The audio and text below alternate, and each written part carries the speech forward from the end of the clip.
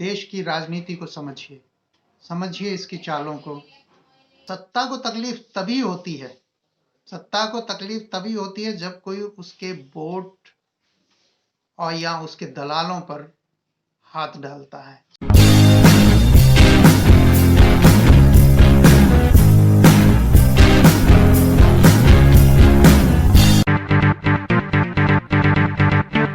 मित्रों नमस्कार। सत्ता को समझिए, सत्ता की ताकत को समझिए, देश की राजनीति को समझिए। जब बच्चों को स्कूल में नमक के साथ रोटी परोसने वाली खबर फील्ड से लिखने वाला पत्रकार पकड़ लिया जाता है ये सच्चाई बताने के लिए, तो कोई चू नहीं करता, सत्ता के मुंह पर ताले लग जाते हैं। लेकिन जब किसी के करोड़ों रुपए मार लेने वाला और उसे आत्महत्या के लिए मजबूर कर देने वाला पकड़ा जाता है, ऐसा व्यक्ति पकड़ा जाता है जो ना कहीं फील्ड में जाता है और ना टीवी पर उसकी हरकतों से वो कोई बुद्धिजीवी पत्रकार लगता है और ना कोई डाटा विश्लेषक पत्रकार लगता है, तो बहुत हंगामा मचता है। इससे आप समझ सकते हैं कि सत्ता किसकी संरक्षक है, ताकत किसको बचाने के लिए लगाई जाती है। क्या पत्रकारों को बचाने के लिए लगाई जा रही है? तो राजनीति इतनी उदंड कैसे हो गई है, ये समझने की बात है। जहां पीड़ित की तरफ खड़े होना चाहिए, लोग आरोपी की तरफ खड़े हो जा रहे हैं कुछ खास वजहों से। और ये कोई नई बात नहीं है। जब एक पत्रकार की हत्या हुई थी खबर लिखने पर, तो उस बाबा पर हाथ डालने की किसी की हिम्मत नहीं हुई थी और मामला कोर्ट में बहुत लंबा चला। उस मामले में अभी तक सजा नहीं हुई, ये अलग बात है कि और दुष्कर्मों की वजह से वो बाबा जेल चला गया। तो इस देश में जो पत्रकार है, जो असली पत्रकार है, जो फील्ड में जाके खबरें बटोरता है, सारे जोखिम उठाता है, उसके लिए आवाज उठाने वाला कोई नहीं है। और पिछले कुछ सालों में ही सैकड़ों पत्रकारों को खबर लिखने के लिए दंडित किया गया है और किसी ने आवाज नहीं उठाई है। ये जो बड़े बड़े संगठन हैं, जो खुद को पत्रकारों का संरक्षक कहते हैं या पत्रकारों के संगठन भी कहते हैं, यहाँ तक कि वो भी नहीं बोले और आज वो भी खुलकर बोल रहे हैं। तो सत्ता को तकलीफ तभी होती है, सत्ता को तकलीफ तभी होती है जब कोई उसके वोट और या उसके दलालों पर हाथ डालता है। जब उन्हें लगता है कि उनका गणित बिगड़ रहा है, उनकी चीजें, उनकी जो समीकरणें हैं वो बिगड़ रही हैं, तो वो बिलबिलाते हैं। तो सत्ता की बिलबिलाहट ही जनता की ताकत है। और जब जनता 15-15 साल तक, 20-20 साल तक एक ही लोगों को चुनती रहती है, तो गवाह है हमारे वो राज्य जहां 15-15 साल एक ही पार्टियां, एक ही चेहरा शासन करता है।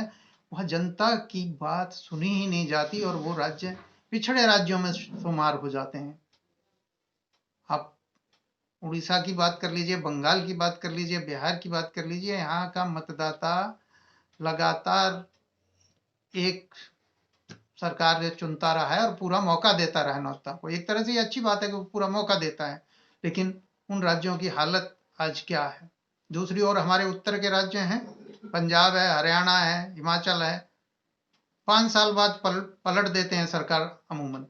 एक आध बार के अपवाद को छोड़ दें तो ये सबसे विकसित राज्य हुए। तो नेताओं का इलाज यही है कि उन्हें आप उलट पलट कर जनता अपनी ताकत दिखाती रहे, तो उन्हें समझ में आता है कि जनता की ताकत है।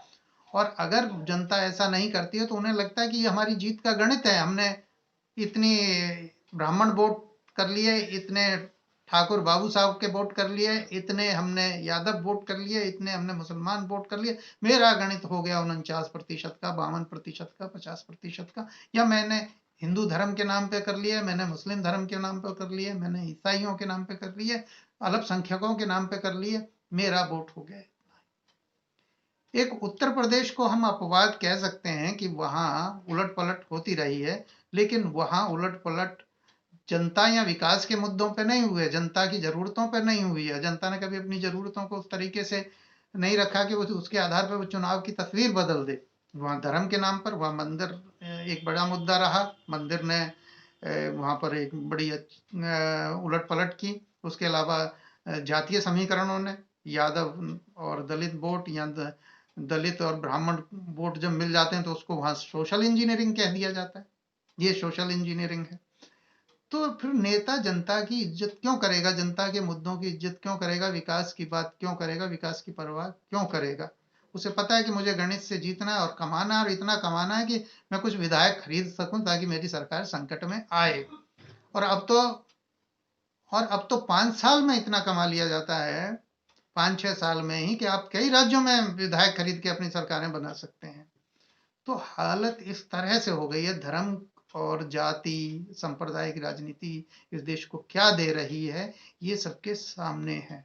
किसान रोता रहे, आंदोलन करता रहे, उसको कोई सुनने की जरूरत नहीं है, क्योंकि चुनाव तो जाति और धर्म के समीकरण से जीतना है।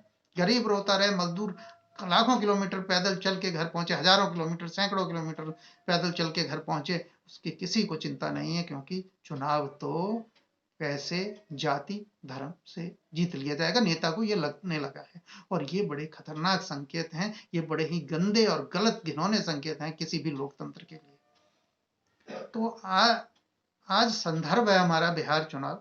बिहार में तीसरे चरण का मतदान होना है, अंतिम चरण का मतदान होना है। पहले 2 चरणों के मतदान पर, पहले चरण के मतदान पर हमने चर्चा की थी। अब दूसरे चरण का जो मतदान हुआ उससे कुछ संकेत मिले हैं, हम उस पर बात करेंगे। और आज हमारे साथ इस पर बात करने के लिए बहुत ही खास मेहमान मौजूद हैं। आनंद सिंह वरिष्ठ पत्रकार हैं और राष्ट्रीय पत्रकारिता में सक्रिय हैं लंबे समय से, करीब 2-2.5 दशक से, और बिहार की माटी से जुड़े हैं, बिहार को बहुत अच्छे तरीके से समझते हैं। तो आइए उनसे समझते हैं कि बिहार किस तरफ जा रहा है। वहाँ जो MI की बात की जाती थी, वहाँ जो जातीय समीकरण है, दलित, महादलित और इस तरह के समीकरण बैठाए जाते थे कि कौन क्या है, कौन कुर्मी वोट है, पासी वोट है, या पासवान वोट है, या दलित वोट है, महादलित वोट है, ब्राह्मण वोट है, या ठाकुर वोट है। क्या अभी भी वही चीजें चल रही हैं, या जमीन पर कुछ बदल रहा है, कोई सुगबुगाहट है, और जो किसी भी लोकतंत्र के लिए बेहद जरूरी है? तो हम स्वागत करते हैं आनंद सिंह जी का। बिहार में 2 चरण का मतदान हो चुका है, और वहाँ क्या स्थितियां हैं, क्या परिस्थितियां हैं, और किस तरफ को राजनीति बिहार की जा रही है, और उससे क्या संदेश निकल रहे हैं, इस पर बातचीत करने के लिए आज हमारे साथ बहुत ही खास मेहमान हैं, जो बिहार की मिट्टी से जुड़े हुए हैं, वरिष्ठ पत्रकार हैं, राष्ट्रीय पत्रकारिता में उन्हें लंबा अनुभव है। तो हम स्वागत करते हैं आनंद सिंह जी का। बिहार में 2 चरण के मतदान आपने देखे हैं, तो जो पहले चरण का मतदान तो हुआ उससे कुछ संकेत निकले, अब दूसरे चरण का मतदान भी हो चुका है, तो क्या लग रहा है किस तरफ जा रही है बिहार की राजनीति? क्या कुछ बदलाव के संकेत हैं, या जो धर्म के मुद्दे हैं वही बड़े हैं? इस बार का चुनाव पिछले चुनावों से बिल्कुल अलग है। पहले चरण के चुनाव की बात अगर आप करते हैं तो पहले चरण के चुनाव में बहुत सारी चीजें ऐसी हो गई बिहार में जो 2020 के पहले कभी नहीं हुई थी। इस बार न जाति है न धर्म है। ये अच्छे संकेत हैं। बिहार परिवर्तन के मुहाने पे खड़ा है। तो इस बार न जाति की बात उतनी गंभीरता के साथ सामने आई है, न धर्म की बात, न MY इक्वेशन को लेकर के लोगों ने काम किया है। काम हुआ है सवाल पूछने का। जी जी जी। काम हुआ है ग्राउंड पर जाकर के लोगों का कॉलर पकड़ के झकझोर करके पूछने का कि तुमने किया 5 साल में। मैंने लोगों को देखा है, विधायकों का कंधा पकड़ के झकझोर रहे हैं और पूछ रहे हैं कि भैया बताओ, तुमने ये जो 5 साल तुम्हारा बीत गया, तुमने इन 5 वर्षों में किया क्या? ये काम तुमने कहा था कर देंगे, तुमने नहीं किया। ये काम तुमने कहा था कर देंगे, नहीं किया। तुमको हम वोट दें तो क्यों दें? नंबर 1। नंबर 2, RJD का बहुत बड़ा फैक्टर रहा है MY, मुस्लिम यादव। लेकिन चुनाव में MY का इक्वेशन बनाने की भी कोई कोशिश नहीं की गई। 2 जो चरण के चुनाव हुए उसमें पहले चरण में तेजस्वी यादव ने लीड किया है जी। दूसरे चरण के चुनाव में जो लीड था जी। वो थोड़ा सा रिड्यूस हुआ है। वहां पे हमलावर हुई है भारतीय जनता पार्टी, जो 80 की स्पीड में तेजस्वी यादव चले थे। के चुनाव में उनकी स्पीड 50 पे जाकर के अटक गई है। मतलब दूसरे चरण में जब प्रधानमंत्री जी ने पूरी तरह से कमान अपने हाथ में ले ली, उसका थोड़ा इम्पैक्ट दिखा है, उसका थोड़ा इम्पैक्ट दिखा है। हालांकि अभी कहना बहुत जल्दीबाजी होगी कि ऐसा हो गया। तीसरा और जो इम्पोर्टेंट है, 7 तारीख को चुनाव होने वाला है, तीसरे चरण का फाइनल जी, वो एक्चुअल में बैटल फील्ड है। निर्णायक जो वार और प्रतिवार होना है वो 7 तारीख को होना है। क्योंकि फील्ड से जो भी आपको रिपोर्ट मिलती है भाई, एक तो ये है कि आपको ऐसे ही सतही रिपोर्ट दे दी जाती है, उसके आधार पे आप खाली पुलाव पका लीजिए। एग्जिट पोल फेल होते रहे हैं जिस तरह से होते हैं, हर बार लोग देखते हाँ हैं, भाई देखिए, किसी एक अब का तो तुक्का एग्जिट लगता पोल, है। अब जो एग्जिट पोल्स हैं या फिर ओपिनियन पोल्स हैं वो तो पैसे के लिए किए जाते हैं। उन लोगों ने जिस तरीके से भी सैंपलिंग की है, अब बताइए 12 करोड़ की आबादी है बिहार की जी और 3800 लोगों का सैंपल लेकर के आपने ओपिनियन पोल बना दिया। आप किसको बेवकूफ बना रहे भाई? जी, जो 3800 का है वो भी एक्चुअल है या नहीं, इसमें भी संदेह है। गारंटी नहीं है ना भाई। विश्वसनीयता की बात आती है तो हाँ, ट्रस्ट तो वहीं पे पैदा होता है जहां पर मेहनत लोगों को दिखती है। हम लोग को पता ही नहीं है कि बिहार में ओपिनियन पोल हो रहा है। हाँ, और लोगों की शिकायत रहती है कि हमारे पास तो कभी कोई पूछने ही नहीं आया। मैं यही बात कह रहा हूँ, एग्जैक्टली मेरा भी यही कहना है कि भाई 3800 लोगों का जो आपने सैंपल लिया, एक तो आपका सैंपल बहुत छोटा है। जी, जिस हाँ, सैंपल राज्य साइज की छोटा आबादी है। 12 करोड़ है वहां पे अरे आप 1% तो लेकर के चलो कम से कम। जी, उस क्षेत्र के बारे में थोड़ा कुछ बताइए जहाँ 7 तारीख को मतदान हो रहा है, और वहाँ के मुद्दों के बारे में कुछ। पहले यही माना जा रहा था कि इस चुनाव में कोई मुद्दा है ही नहीं। मुद्दा क्रिएट किया तेजस्वी यादव ने 10 लाख लोगों को रोजगार देने के नाम पे, यानी कि बेरोजगारी सबसे बड़ा मुद्दा बन गई। विधानसभा के स्तर पर जो सबसे बड़ा मसला होता है वो मसला होता है पलायन का, जी वो मसला होता है अनएम्प्लॉयमेंट का, जी वो मसला होता है एजुकेशन का, वो मसला जी होता है यूनिवर्सिटीज का, वो मसला होता है टेक्निकल यूनिवर्सिटीज का, वो मसला होता है पे कमीशन का। जी इन मुद्दों को लेकर के नीतीश कुमार की तरफ से या फिर भारतीय जनता पार्टी की तरफ से शुरुआत के दिनों में कुछ भी नहीं कहा गया। जब जी तेजस्वी ने बम फोड़ा 10 लाख सरकारी नौकरियों का, और वो अपनी बात को समझाने में पूरी तरह कामयाब रहा है। अब बाकी का जो मुद्दा है, बाकी का मुद्दा अपराध का मुद्दा है, तो अपराध का मुद्दा भाई साहब कहते हैं जंगल राज। 30 साल में, राइट फ्रॉम 1990 टू 2020, 30 साल हो गए। जी 30 साल में एनसीआरबी के डाटा आप उठा करके एक बार पढ़ लीजिए कि 90 में कितना क्राइम था और 2020 में कितना क्राइम था। जी लगातार। 2020 नवंबर तक का, अक्टूबर तक का जो क्राइम का आंकड़ा है, ये सब पर जी भारी। तो मुद्दा जी तो ये है, जी पर सवाल ये है कि हम जैसे कहते हैं ना इजी गोइंग। जी जब तेजस्वी ने कहा कि हम 10 लाख नौकरी देंगे तो नीतीश कुमार ने बड़ा अच्छा बोला कि इसको कखा कखा आता है। पर मैं एक सवाल पूछना चाहता हूं कि नीतीश कुमार राजनीति के, बिहार की राजनीति के इस वक्त सबसे बड़े खिलाड़ी माने जा रहे हैं या माने जा रहे थे, भी हो सकता है इस चुनाव के बाद। तो सबसे बड़े खिलाड़ी हैं, क्या लगता नहीं है कि वो कुछ गच्चा खा गया, उन्हें लगा कि विपक्ष बिखर गया है, जैसे उन्होंने गठबंधनों में सेंध लगाई विपक्ष के में, तो वो सिर्फ प्रचार मुद्दों पे लाने की बजाय गाने बजाने पे ले गए। उनका जो प्रचार का जो विज्ञापन है आप देखिए, उसमें भी सिर्फ गाना बजाना ही दिखता है। उन्हें लगा कि गायकान से गवा दीजिए, ये कर दीजिए तो हो जाएगा, उन्होंने इसे एक इवेंट समझ लिया। तो क्या ये उनकी भूल तो नहीं कहीं साबित होने जा रहा है बड़ी? असल में नीतीश कुमार वास्तव में इस चुनाव में ट्रैप हो गए। जी जो नहीं हुआ था, मैंने आपको शुरुआत में ही कहा कि जो अब तक नहीं हुआ था वो बिहार के चुनाव में इस बार हो रहा है। जी और वो बहुत छोटी सी चीज है। लोग जी जी सवाल पूछ रहे हैं, जी जी लोग विधायक का कंधा पकड़ के झकझोर दे रहे हैं कि बताओ तुमने ये काम क्यों नहीं किया। That is point number 1। Point number 2, जी भाई आपके पास 2/3 मेजोरिटी थी, आपने बीच में पलटी मार ली। पहले आप लालू यादव की पार्टी के साथ थे, तेजस्वी जी यादव डिप्टी चीफ जी मिनिस्टर थे। आपने 18 महीने के बाद उनको धोखा दे दिया। उसके बाद आप बीजेपी के साथ गलवैया डाल करके अपना चुनाव और सरकार चलाना शुरू कर दिया आपने। जी सवाल ये उठता है कि आप क्या बिहार की जनता को बेवकूफ समझ रहे हैं? जी जिन लोगों ने आपको वोट दिया, जिन लोगों ने आरजेडी को वोट दिया और जिन लोगों ने बीजेपी को वोट नहीं दिया, जी आप आपने उनके इरादों पर तुषारापात कर दिया, जी इसका जवाब आपको देना पड़ेगा। तो it was point number 2। Point number 3, Nitish Kumar को ये लगता है कि उनकी जो सुशासन बाबू की छवि थी वो बरकरार है और वो मीडिया में हर जगह चलती रहेगी। ऐसा जी नहीं है, जी जी ऐसा जी एकदम नहीं है। नीतीश कुमार का कहना है कि मैंने 85% इलाकों में जल नल योजना शुरू कर दी। अच्छी बात है भाई। ग्राउंड जी रियलिटी क्या है? ग्राउंड रियलिटी ये है कि जहां पर इस योजना की कोई जरूरत नहीं थी वहां भी आपने जल नल की बात कर दी। आपके घर में पानी आ रहा है और जल नल योजना से आपको भी जोड़ दिया गया, तो आप तो अपना माथा पीट के बैठ जाइएगा। यानी कि यहाँ पर हुई अफसरशाही, यहाँ पर हुई अफसरशाही।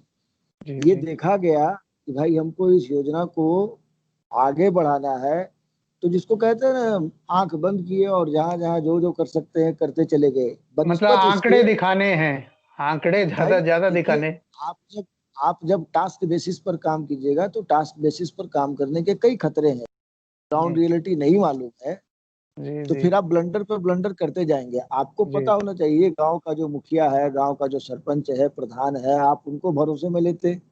जी मैं रोहतास के, भभुआ के ऐसे गांवों के बारे में आपको कहानी बताऊंगा तो आप भी कहेंगे कि क्या हो रहा है बिहार में। जी जहां पर पिछले 20 साल से पानी नहीं पहुंचा है, वहां 21वें साल में भी पानी नहीं पहुंचा है, तो जल नल योजना आपकी सफल कैसे होगी?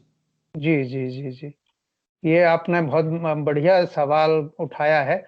योजनाओं को लेके अभी कुछ दिन पहले अखबारों में सुर्खियां भी बना था। हालांकि मुद्दा ये था कि जो प्रसव के लिए जो मदद दी जाती है महिलाओं को, उसमें मतलब इस तरह से मदद जारी की गई, पैसा इस तरह जारी किया गया कि वो एक साल में 5-5 बार उन्हें गर्भवती दिखा दिया गया हाँ। है। 2 साल में मतलब किसी के 14 बच्चे हो गए 2 साल में।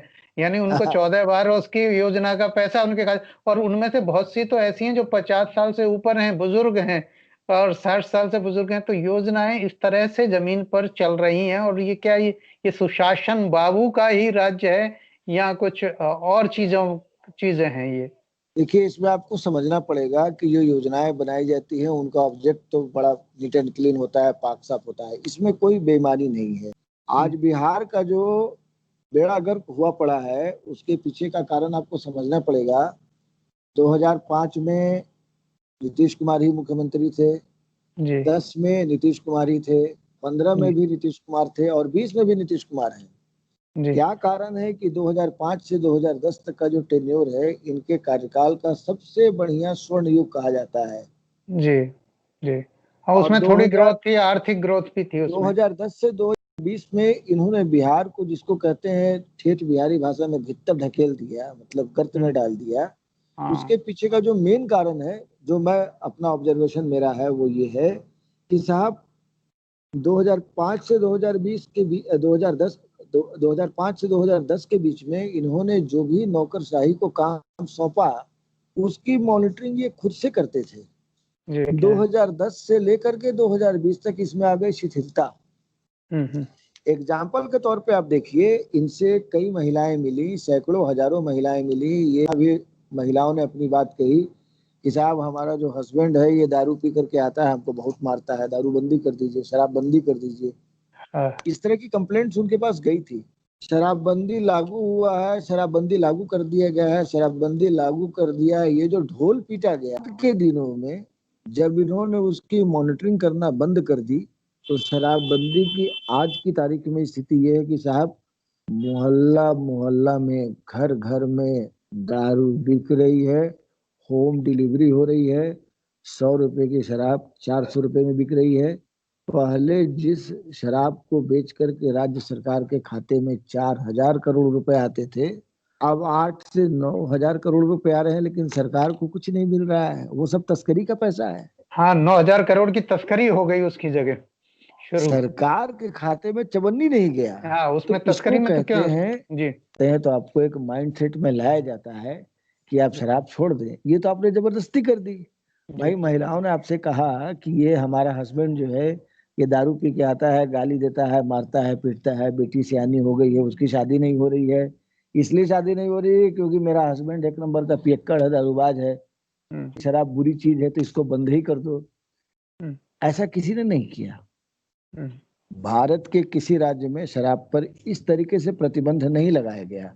भाई इस तरीके से हरियाणा प्रतिबंध में लगाता बंसीलाल कौन ने है? की थी, लेकिन वो भी फेल हो गई थी। तो उसमें ये भी तस्करी फेल हो में गई, सरकार ये से भी जुड़े फेल हो लोग गई। ही, कहा जाता है सरकार में शामिल लोग ही तस्करी में लग गए थे। जी, शराबबंदी में तो सबको यही हाल है। अहमदाबाद में मतलब गांधी जी के उसकी वजह से है, लेकिन वहां भी आप जाइए तो होटलों में कहा जाता है कि आप पीते हैं तो इंतजाम हो जाएगा।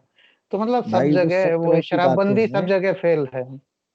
तो मेरा वही कहना है सुधीर जी कि अच्छा, अब 2020 में जब हम लोग तीसरे चरण के चुनाव के बारे में बातचीत कर रहे हैं और 2 चरण के बारे में बातचीत कर चुके हैं, तब तो ये और बड़ी भद्द पिटने वाली बात हो गई कि साहब आपने शराबबंदी कर दी और साला शराब सब जगह बिक रहा है। बिहार का चुनाव कई लोगों का लिटमस टेस्ट भी कर रहा है, ध्यान रखिएगा मेरी बात का।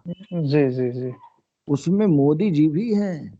बिल्कुल। हाँ, और बहुत शातिर कह लीजिए या बहुत चतुर कह लीजिए, शातिर तो नेगेटिव शब्द है, बहुत चतुराई के साथ अमित शाह ने बिहार से खुद को विड्रॉ कर लिया। आप रिकॉर्ड उठा करके देख लीजिए, बिहार के चुनाव में अमित शाह की झलक तक लोगों ने नहीं देखी। ये आपने बड़ी बात कही है, और इस पे चर्चा भी, सुगबुगाहट भी होनी शुरू हो गई है कि वहां जेपी नड्डा जा रहे हैं, बाकी सब जा रहे हैं, लेकिन अमित शाह वहां नहीं है। तो इसको लेकर तरह तरह के कयास लगाए जा रहे हैं और बातें हो रही हैं। तो आप भी कुछ इस पर रोशनी डालिए। उनकी fan following by the way Bihar में उस तरीके की नहीं है, अनलेस और अनटिल अभी वो वेस्ट बंगाल पहुंच गए हैं। कल रात में वो वेस्ट बंगाल पहुंचे हुए हैं, जी जी। बांकुड़ा में आज उनकी रैली है। पर अमित शाह वेस्ट बंगाल को क्या कर लेंगे? भाई आप बिल्कुल। अधिक से अधिक यही करेंगे कि वहां को, उस वोट को पोलराइज करने की कोशिश करेंगे। अमित शाह इसके लिए माहिर माने जाते हैं। लेकिन लोकसभा में जैसा हुआ था कि उन्होंने एक गलती हुई थी, जो रैली निकाली थी और जिसमें संसार चंद्र विद्यासागर का स्टैचू भी टूट गया था, और उसे हाँ, एक बड़ी भूल माना जा रहा था, क्योंकि उससे पहले बीजेपी बड़ी तेजी से बढ़ रही थी, लेकिन उस चरण के बाद जो मतदान हुआ, कहानी वहां पर पलट गई। तो इसे एक बड़ी गलती माना। और ऐसे ही क्या अब सेक्रेट, बिहार के चुनाव का नतीजों का असर क्या बंगाल को बिल्कुल प्रभावित नहीं करेगा? बिल्कुल साथ देखिए लगते राज्य हैं। दोनों दोनों दोनों सटे हुए जिले हैं, राज्य दोनों हैं। सटे हुए जिले हैं। आप अगर भागलपुर का इलाका, नवगछिया का इलाका, जी कोसी कोसी प्रमंडल के इलाके को आप अगर देख लीजिए, तो इनमें जो बोलचाल है, खान पान है, इसका जी सीधा सीधा असर पश्चिम जी बंगाल से जुड़ा जी। हुआ है। ठीक। इम्पैक्ट है। तो बिहार चुनाव में जो भी रिस्पॉन्स आएगा, सरकार चाहे जिस किसी की भी बनेगी, हो सकता है तेजस्वी यादव मुख्यमंत्री बन जाए, हो सकता है तेजस्वी यादव न बन सके, हम्म, हो सकता है नीतीश कुमार फिर से मुख्यमंत्री बन जाए। इसका इम्पैक्ट निश्चित तौर पर वेस्ट बंगाल के इलेक्शंस पर पड़ना है, ये जी बिल्कुल तय है। इसमें जी। कोई शक की गुंजाइश ही नहीं है, क्योंकि देखिए चोली दामन का संबंध है, आपको पता ही होगा। बिल्कुल बिल्कुल। बंगाल से कट के ही बिहार का जन्म हुआ। हम्म, जी तो जी जी। कल्चर वाइज भी सारी चीजें वही है। आप पटना हम्म, में चले जाइए, पटना में बंगाली लोगों की तादाद ठीक ठाक है। इसलिए मैं जी कह रहा हूँ कि बिहार इलेक्शन में जो भी रिजल्ट आएगा, उसका सही या गलत इम्पैक्ट वेस्ट बंगाल में पड़ना 101% तय है। वैसे भी दोनों सहोदर भाई हैं, एक बड़ा है जी एक छोटा है। वेस्ट बंगाल को जी। आप बड़ा मान सकते हैं, बिहार को छोटा मान सकते हैं। आनंद सिंह जी का बहुत बहुत शुक्रिया। दिल दिल्ली दिल देश में आज इतना ही। धन्यवाद।